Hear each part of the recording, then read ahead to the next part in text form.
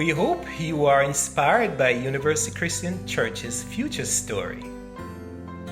As you read, please keep in mind that it's more like an abstract painting than a photograph, meant to vitalize, not codify our future. We passionately believe our church transforms lives through Christ. Therefore, the center theme is personal and community transformation through God's divine love. While many characters are fictional, God has a place for each of us in the church's future. You are the most important person in this story. I see a church with a vision. I see a church with a mission. I see a church with its doors open wide, and the poor and the rich worship God side by side. And the young and the old have both put down their pride, and yes, we who seem different don't have to hide. And there all of God's children can sweetly abide. Jessica softly sang as she set pumpkins, hay, and miniature cornucopias around the University Christian Church's newly built amphitheater. These words have been swirling around in her head all week, a lyrical image of how the church should look. Jessica looked up from her task, deep in thought, and came face to face with Miriam, her 4-year-old daughter. Miriam was done helping harvest the last of the tomatoes in the community garden, and she was covered in red tomato juice from nose to chin. "Did you have tomatoes, Miriam?" she asked. "Yes, Mommy. We picked so many that I had to eat some to get them to fit into the basket." "Mary, are you telling me we have more tomatoes than we know what to do with?" "Yes, Mommy, and there are still so many more ripening on the vines." Harvest, Jessica thought to herself. The community garden had gotten her through her pregnancy with Mary 4.5 years ago. So she thanked God again for leading her feet to this particular intersection when her hungry belly and heart needed food. "Come hungry, serve fed, leave changed," read the sign on the top of the garden gate. Those words had become more true with every encounter she had at University Christian Church. Shirley Morrison approached with a warm, wet washcloth for Myra's tomato-stained face. "Come here, Myra," she cooed lovingly. She was Auntie Shirley, unofficial grandmother and official godmother to the little girl. The bond was undeniable. Shirley and Laurel Morrison helped found the community garden, and it seemed they were always there. Now, 4.5 years later, Jessica and Myra had spent so many days together working side by side with the Morrison family that she couldn't imagine life without them or the rest of the church family.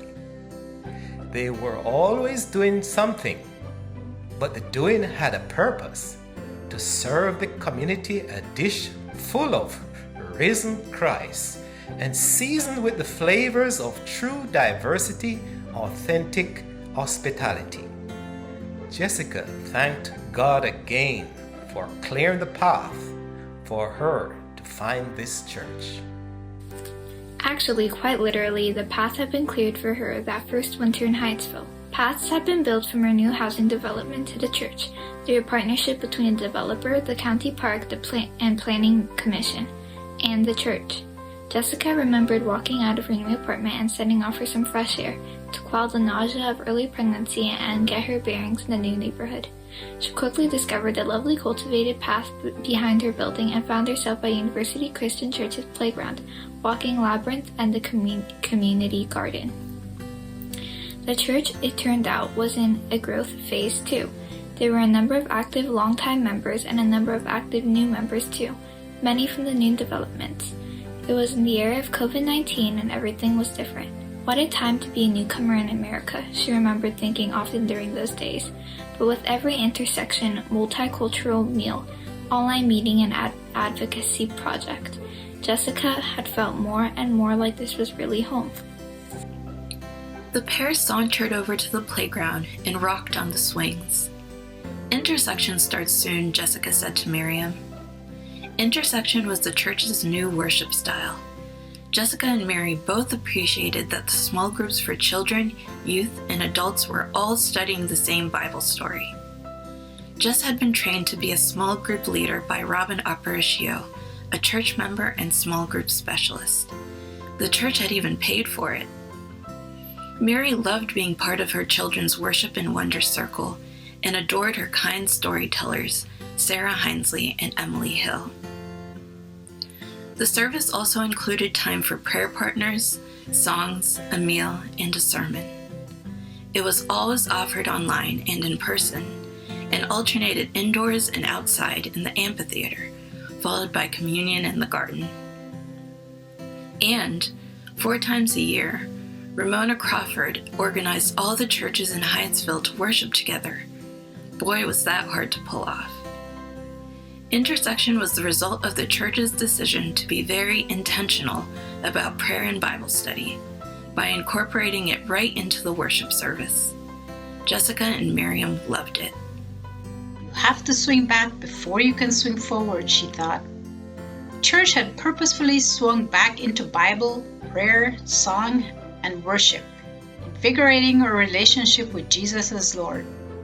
Newly energized and newly organized, the church was now swinging forward to engage with the deepest needs of the neighborhoods around the church.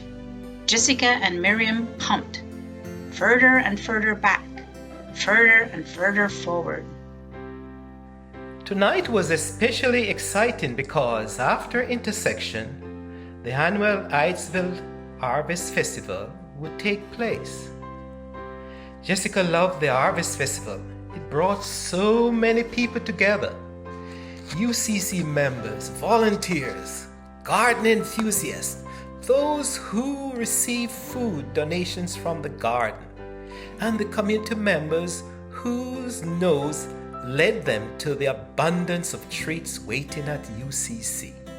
Tonight, she could see Scott Dozier and Hayden Clay working the grills, talking to Ray Smith. Whatever they were cooking smelled delicious.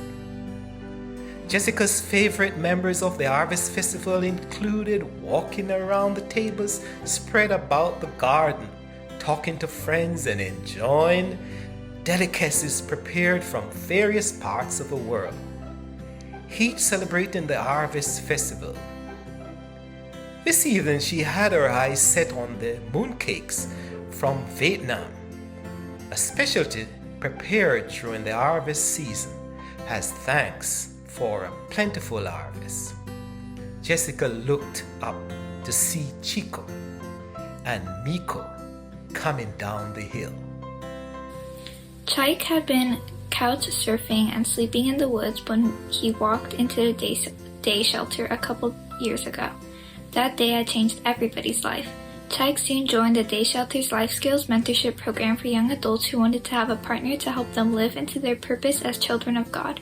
He flourished there and in the church too, joining the praise band and eventually becoming a mentor himself. The Matiga family, a caring couple in the church, had invited him to live in their basement, and he had been lucky to find a stable job, and his church celebrated with him. Mako's story was equally miraculous, but in a different way. On a Friday night, Mako was, in her own words, mindlessly scrolling through Facebook when she saw an ad that said, "Come hungry, serve fed, leave changed." Curious about the food imagery, she clicked. Up popped a vibrant website with vivid hues, a diverse crowd of smiling faces, and a kind of hypnotic music she had not heard before. She saw a video of the Harvest Festival. Other images showed children holding corners of a felt blanket, young adults eating bread in an outdoor worship service, and people pulling up potatoes in the community garden. But most important was the bold banner saying, "University Christian Church openly affirms the full inclusion of gays, lesbians, bisexuals, transgender, and non-binary persons, LGBTQ, in our church's life and ministry." Mako was sold. She visited University Christian Church that same Sunday. 2 years later, she and her wife were baptized at University Christian, had joined the praise band, and she was serving as project coordinator for the church's collaboration with the police department, finding and training ride-along partners from the church to help address mental health crises within the city of Hyattsville. "Hey, what are you up to, Jessica?" said Chike as they approached the swings. "We're just hanging out." Jessica smiled looking at Chike, marveling at what God had accomplished through him. In a way, hanging out with friends like Chike was the seed of UCC's first successful advocacy effort. Through Chike, the church developed close friendships with a number of their homeless neighbors. And after a Bible study on systemic injustices, church members knew they had to do more about homelessness in Prince George's County. Chike took the lead, and, working hand in hand with homeless neighbors, all the churches in Hyattsville demanded change, that Prince George's County at least ensure that no child should ever be homeless.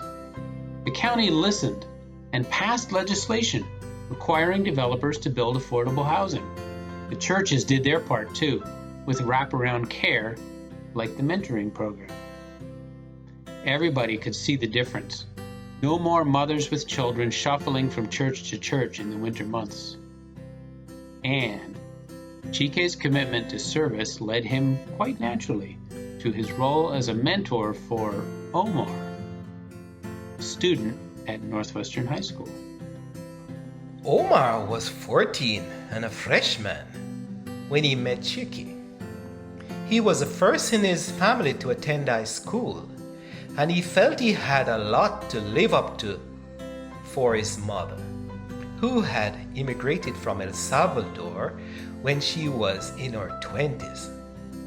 Still, it was really hard. Homer's mother worked 2 jobs and regularly relied on Homer to run the household. One morning that fall, he had woken late and scrambled to drop off his 2 younger siblings at school. Starving, he stopped by the CVS for a snack. And before he knew it, it was the end of the second period. Homer ran to school and slid into the building as quietly as he could. He made it down the hallway right as the bell rang. Crisis averted. He walked into third period with a keen sense of satisfaction. 5 minutes into the period, his guidance counselor appeared and curtly asked him to follow her. "Oh no, here we go," Homer thought. This is how it starts. Homer waited for the axe to fall. But to his surprise, his counselor began telling him about a new partnership with UCC, a program partnering local mentors with students who would benefit from additional support. Are you interested? Omar was both intrigued and skeptical. Not knowing what to expect, but secretly hopeful this mentor person could provide support, Chike met Omar after school at the building next door that was always buzzing with activity, the church at the intersection. Chike seemed friendly and all, but Omar was nervous. He was shocked when Chike did not bombard him with questions and instead led him over to the garden and asked if he would like to help him with the wedding. The activity was remarkably relaxing. Now 5 years later, Omar was a high school graduate and still came to UCC's garden, his place full of zen. Looking back, Omar was touched by the consistency Chike provided during his turbulent high school years. Chike was there his sophomore year when he needed support finishing an impossible English essay. Chike was there in 11th grade when Omar was exploring vocational careers. Chike was there when Omar began working part-time and needed help developing effective time management skills. This evening they were together again, celebrating at the Harvest Festival. Jessica and Miriam joined Omar and Chike as they walked to the amphitheater. Jess was now an old friend. As the evening light began to fade, the amphitheater came to life. Jessica could smell the grilled veggies Scott and Hayden had prepared for the harvest meal. A sense of excitement was in the air, as groups of children of all different colors ran about greeting each other with hugs and peals of laughter. In the dimmed, artificial light, Jessica could see the video team of Chris and Joseph sitting in their elevated chairs, readying the cameras and making sure all the settings were in order for live streaming. Jess heard the contemporary soft rock sounds of Jillian, Gladstone, Jean, Bill, and the singers, creating the ambiance for the incoming groups of families, friends, and neighbors. Jessica always enjoyed the music of this church, the praise band with their contemporary soft rock sound, and the more traditional choir and ensemble, who loved to perform those divinely familiar hymns from her childhood. Chike was singing lead tonight. His smooth tenor voice was perfect for the song. Mako was singing backup, and her honeyed soprano harmony melded with the other voices to sing a modern rendition of "They Will Know We Are Christians by Our Love." The whole congregation joined in. We will work with each other, we will work side by side, and will guard each one's dignity and save each one's pride, and they'll know we are Christians by our love, by our love. Jessica breathed in the melodious atmosphere, taking in the experience with all 5 of her senses. Yes, they'll know we are Christians by our love, she sang, her voice full of joy, knowing that right now this was exactly where she was supposed to be.